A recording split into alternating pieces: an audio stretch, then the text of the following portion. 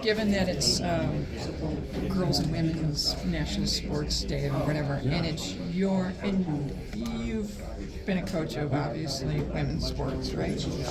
How hard is it to balance all of this now with having to sort of invest still in the top two money-making programs, which are men's sports, and yet you still have to invest in women's sports because they have to compete on a national level?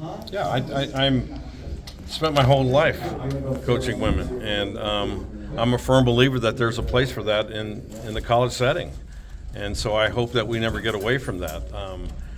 We worked a lot of years for equality with female athletes, Title IX, and I don't think that's going to go away. That's a federal mandate. So I think moving forward, we just have to probably learn how to manage things a little bit differently.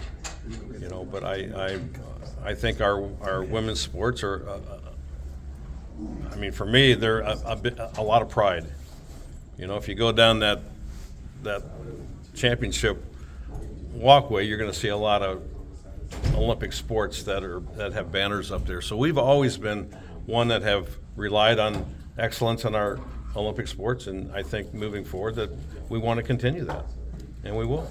And one sort of tag question to that is that other schools in their communities have devoted women's sports collectives. Arizona doesn't. How can you or someone else in a position like yours help change that? Well, I tell you, we are working on that. I don't think it's just something that you have to set your priorities, and our priorities we're trying to invest in our money makers, and there's no two ways to go about that.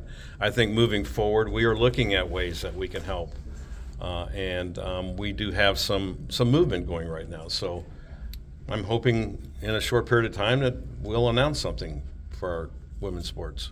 Mike, when Caitlin had to move on from Taryn, did she seek advice from you, and what did you say to her? Well, yeah, that was a tough thing, and I had to move on with a couple of former players, and you talk about gut wrenching because I was their father, basically their father, and it's a tough thing to do. But at the end of the day, you've got to look at what's best as a business or a program moving forward, and sometimes the fit just doesn't become a good fit all the time, and so you have to try something different. And I commend Caitlin for knowing what she needed or what she wanted to feel good. Maybe I was different on what I needed, and so she had to make some tough decisions, and I think she has, and she's moving forward, and I think Taryn's in a really good place.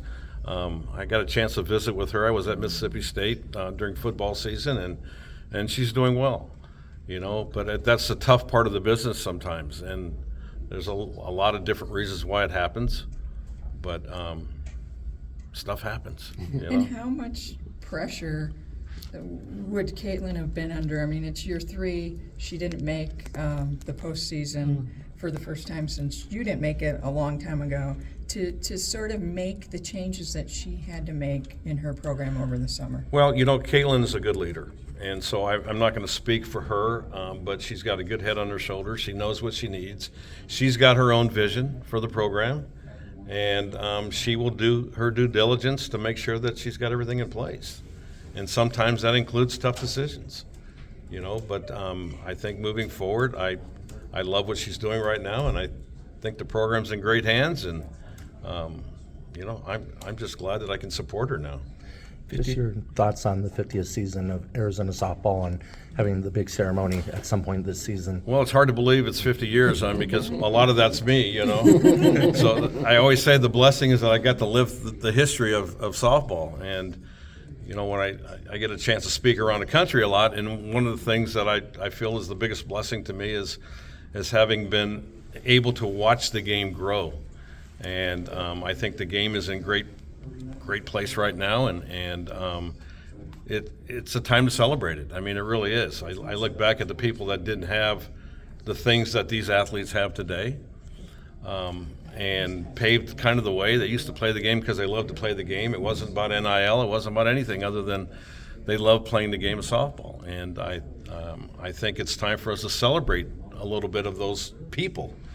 And then moving forward, I think the program and the sport is booming. I think I always go back to ESPN and the coverage we had at the College World Series in '91. We had one game that was televised. You had to get to the championship game, and then now you look and you can, there's 50 games on. You can just see about everyone. And so to me, that makes me proud that I was a small part of that.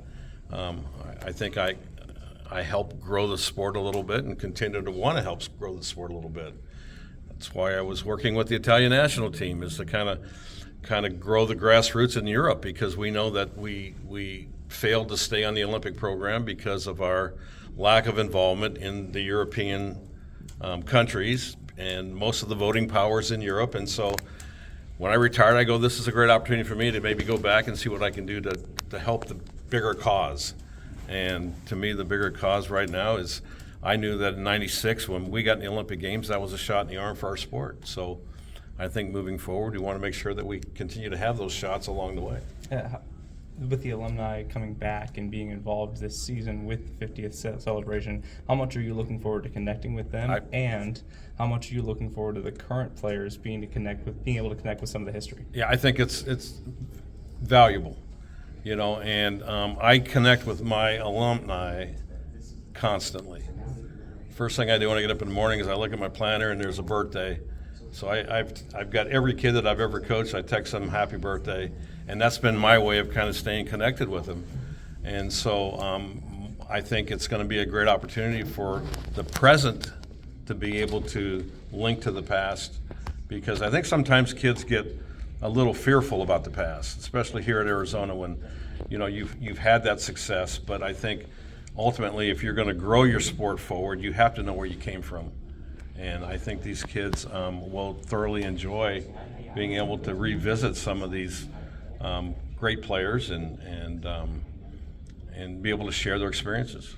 With your experience as a coach, you understand the importance of maintaining your athletes' well-being. Yep. Do you have anything to say to the current student athletes of Arizona? Well, I think we do a very good job of concern. We're very concerned about their well-being, and I think I have lived through that era where things have changed, and I go back to COVID. COVID was a really tough thing for a lot of athletes, and we're still kind of recuperating from that. But I always felt like if I coached the person first, then the athlete would kind of come out. So I've always been one that had to focus on the person. If the person isn't feeling good and their well-being isn't good, it doesn't matter what you do as an athlete. And I know Caitlin feels the same way. I know most of our coaches feel the same way. And I know this department feels the same way. We have a lot of resources that we put into our young people to make sure that they're feeling good about themselves, mentally, physically, and emotionally. And we know how much of a challenge that is, but that's a very important factor for this department.